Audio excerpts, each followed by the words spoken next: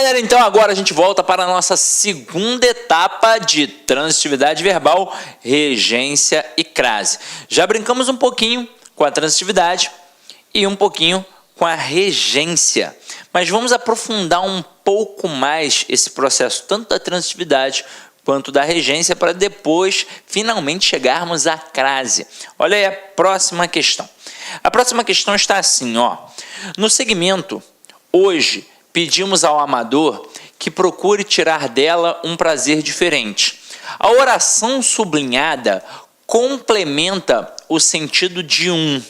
Aí olha o que ele bota na letra A. Substantivo e pode ser substituída por um verbo. Então não basta só classificar sintaticamente a estrutura. Nós temos de entender como ela vai funcionar morfologicamente e sintaticamente.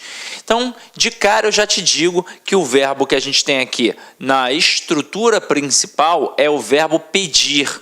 E nesse contexto, quem pede, pede alguma coisa a alguém.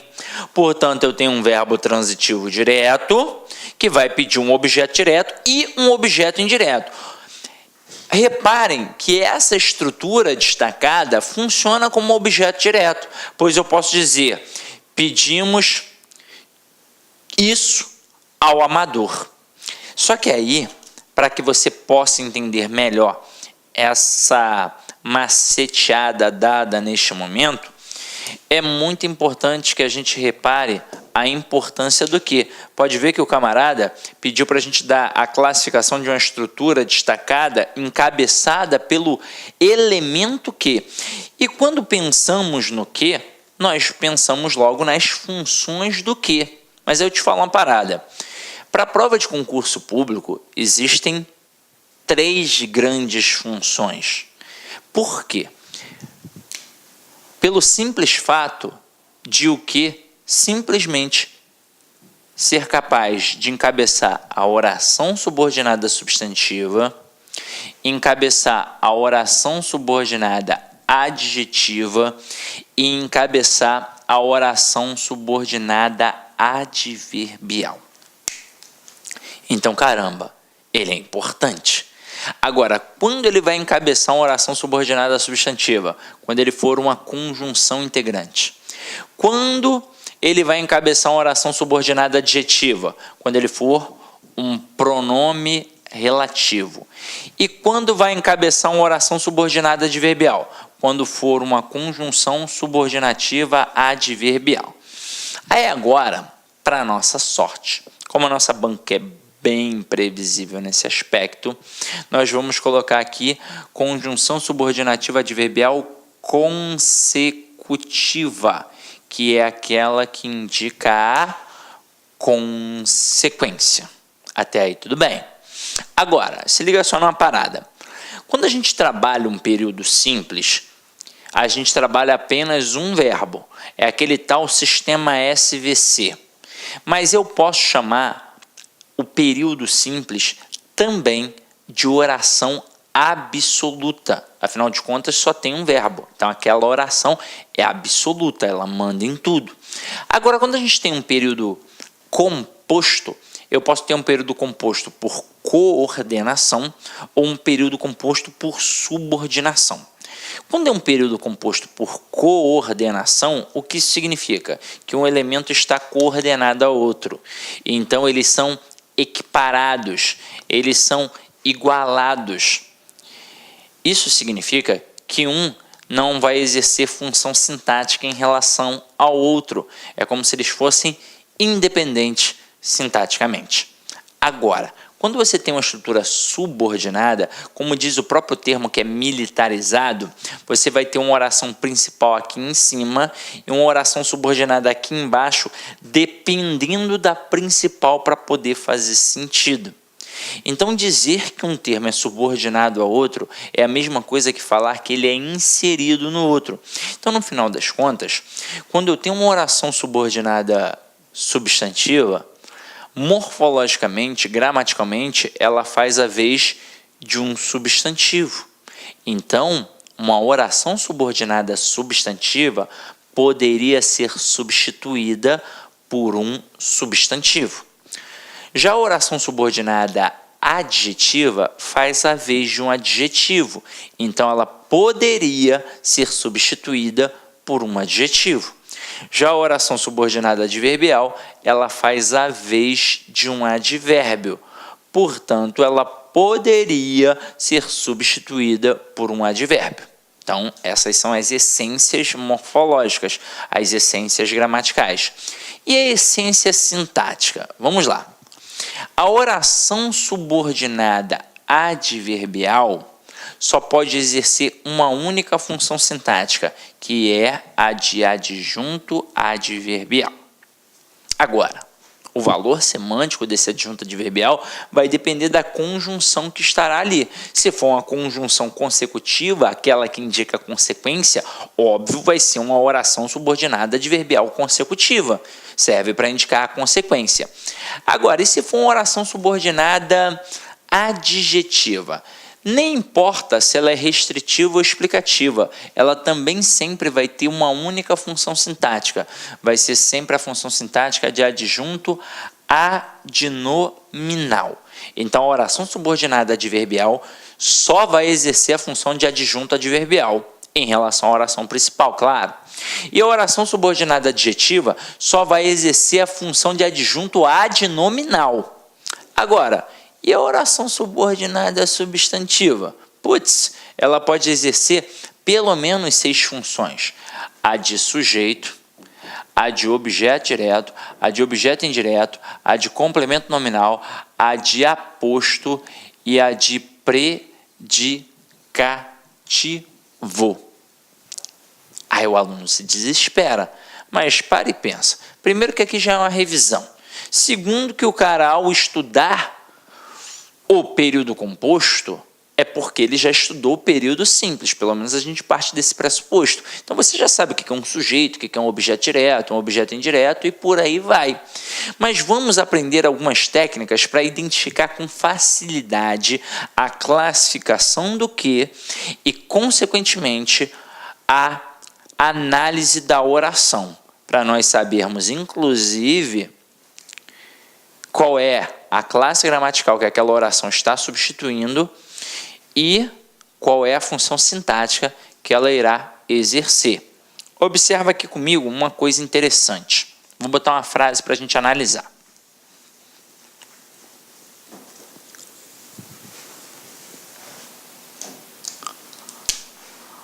Maria estudou tanto que passou em primeiro lugar no TRT. Caramba, Maria tirou onda. Agora, você está vendo que aqui apareceu o danado que? Se o que encabeça uma oração subordinada, como eu vou separar a oração subordinada da principal? Fácil, exatamente no que. Então, ó, Maria estudou tanto que. Já tem verbo aqui? Tem o verbo estudar. Então, aqui eu vou colocar oração principal e aqui tudo isso vai ser a oração subordinada. Por enquanto, eu não sei que oração é. Vou saber agora. Depois de separar as orações, qual é o primeiro movimento que eu vou fazer? Eu vou olhar para a oração anterior e vou buscar um intensificador. Por quê? Porque, na verdade, quando a gente estuda as conjunções, existem as conjunções coordenativas e as conjunções subordinativas adverbiais. Inclusive, para poder classificar esse tipo de oração coordenada ou oração subordinada adverbial, basta o camarada ter decorado, gravado as conjunções coordenativas e subordinativas adverbiais. Isso vai facilitar a vida assim de uma forma inimaginável. E aí, quando você pega para estudar isso na gramática, você percebe que ela vai te dar o valor semântico, vai ilustrar algumas conjunções, ou as principais, dependendo da gramática, talvez todas, e vai colocar uma frase para exemplificar. Então você pega a aditiva, que é coordenativa, indica a adição, acréscimo, soma, principais conjunções aditivas, e, nem, mas também, como também. Exemplo, João estuda e trabalha. Então olha o valor da soma, do acréscimo. Pega a adversativa, indica adversidade, oposição, contraste, principais conjunções adversativas, mas, porém, todavia, entretanto, contudo, no entanto. Exemplo, João malhou, mas não ficou forte. Olha a ideia de oposição, pois a oposição é a quebra de uma lógica. Se ele malhou, espera-se que fique forte, mas não ficou forte, então quebrou a lógica. Aí você vai lá para as conjunções subordinativas adverbiais e pega a conjunção subordinativa adverbial consecutiva. A gramática diz que ela indica consequência. Principal conjunção. O que? Mas a própria gramática faz um adendo. Este que é correlacionado. O que significa dizer que um elemento é correlacionado? Significa dizer que ele tem um par. Então, este par vai ser um intensificador. Para que este que seja um que consecutivo, é necessário que na outra oração tenha um intensificador. São as palavras tal, tão, tanto e tamanho. Então, se você encontrar tanto, tal, tão e tamanho, na outra oração, haverá uma relação de causa e consequência. Eu só preciso saber o que é causa e o que é consequência para nunca dar mole na prova. Causa é a origem de um processo e consequência é o que decorre diante daquilo. Então, quando eu digo Maria estudou tanto que passou em primeiro lugar na prova do TRT, no TRT, qual é a causa? É Maria ter estudado muito. E qual é a consequência de ter estudado tanto, de ter estudado muito assim desse jeito? Ter passado em primeiro lugar no TRT. Então, existe uma relação de causa e consequência. E para você nunca dar mole, a causa sempre estará do lado do intensificador e a consequência sempre do lado do que. Então, eu acabei de matar que este que é uma conjunção subordinativa adverbial consecutiva. Logo, eu tenho aqui uma oração subordinada adverbial consecutiva. Esta oração faz a vez de um advérbio, então poderia ser substituída por um advérbio e sintaticamente funciona como um adjunto adverbial. No caso, um adjunto adverbial consecutivo, um adjunto adverbial de consequência. Vamos ver outras frases aqui. Desejo que vocês sejam aprovados.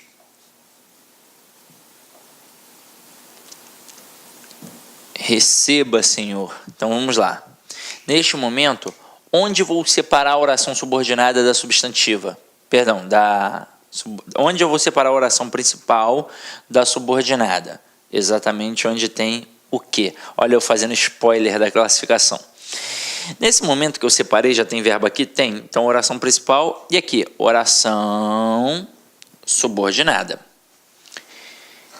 Eu já sei que tipo de oração é? Não, mas eu já separei. Aí agora o que eu vou fazer obrigatoriamente? Eu vou olhar para a oração anterior e vou buscar um intensificador. Tem algum intensificador aqui? Não, não tem.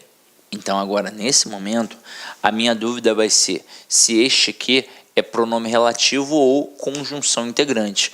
Aí a galera fica desesperada. Ai meu Deus, o que quando puder ser substituído por o qual, a qual vai ser um pronome relativo. Quando você conseguir substituir a oração pela palavra isso, aí vai ser uma oração, vai ser uma conjunção integrante. A galera fica meio desesperada. Vou te falar uma parada. Não precisa desse desespero, pois eles são extremamente diferentes.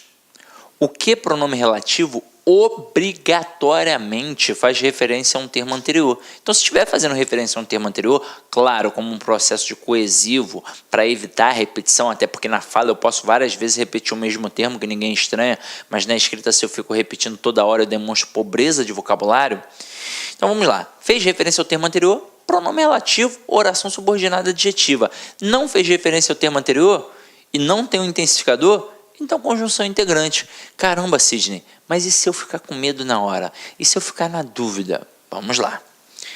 Agora eu vou te dizer que eu prefiro o macete do isso ao macete do o qual e do a qual. Até porque se você pegar um menino de 12 anos e der para ele 50 frases e pedir para que aquele menino substitua o que por o qual ou a qual quando for necessário, ele vai substituir nas 50 frases, até naquelas em que não é possível. Ele vai conseguir fazer essa proeza. Agora, não é um macete então tão bom. Se você está há 10 anos, 12 anos sem frequentar a escola, pode ser que você tenha a mesma dificuldade que esse rapaz de 12 anos. Agora, o macete do isso é muito melhor. É macete, tá? Não é regra, não. Agora, dá ou não dá para eu pegar toda esta oração encabeçada pelo que e trocar pela palavra isso? Dá ou não dá? Dá. Aí olha porque o macete é maneiro.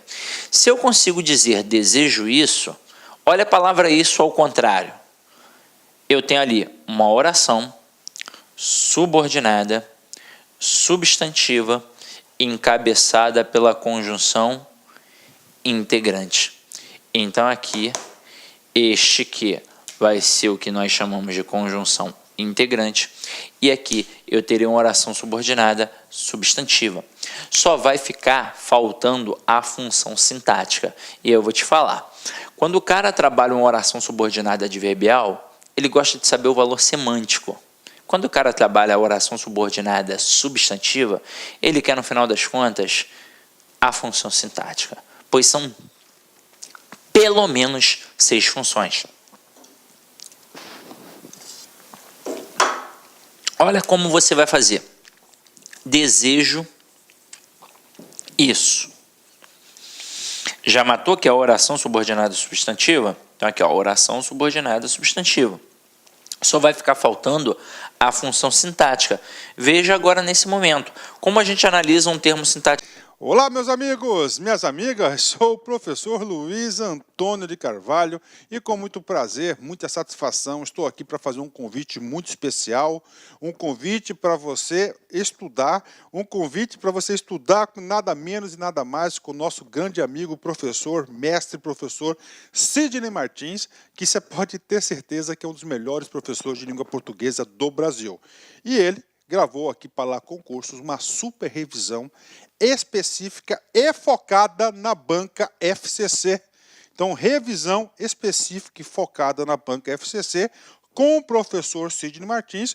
Quanto custa essa revisão, professor? Apenas R$15. É isso mesmo, R$15 você vai ter essa revisão focada e específica lá concursos, com prazo de acesso aí durante 30 dias. E esses 30 dias você pode assistir quantas vezes quiser e na hora que desejar. Bacana, meus amigos? Então convido vocês. Olha só. Nós temos essa revisão do Sidney Martins e nós temos mais coisas ainda. Nós temos revisão do Sidney Martins quase todas as bancas, CESP, Sesgran Rio, AOCP e assim por diante. Temos o curso do professor Sidney Martins de redação, curso de interpretação de textos e curso de gramática, língua portuguesa. Então, se você for fazer as contas, é mais fácil aí você optar, se você é fã do professor Sidney Martins, você se matriculado no português total do Sidney Martins. Bacana, meus amigos? Então, espero vocês. Um forte abraço, fique com Deus. Tchau, tchau. Clique lá.